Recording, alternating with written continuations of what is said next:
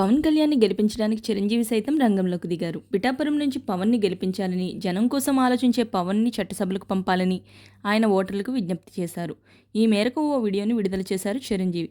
సినిమాల్లోని బలవంతంగా అడుగుపెట్టిన రాజకీయాల్లోకి ఇష్టపూర్వకంగానే పవన్ కళ్యాణ్ వచ్చాడని, అలాంటి వ్యక్తిపై నిందలు వేస్తుంటే అమ్మతో పాటు తాను కూడా చాలా బాధపడ్డానని, అయితే ఎంతోమంది అమ్మలకు న్యాయం చేయడానికే పవన్ రాజకీయాల్లోకి వెళ్లాడని అమ్మకు సర్ది చెప్పుకున్నామని చిరంజీవి అన్నారు. ప్రజల కోసం సొంత డబ్బును ఖర్చు చేసే పవన్ లాంటి వాళ్ళు రాజకీయాల్లో ఉండాలని, అప్పుడే ప్రజలకు మరింత మేలు జరుగుతుందని చిరు ఆకాంక్షించారు. జనసేన పార్టీ స్థాపించి 10 ఏళ్లయింది.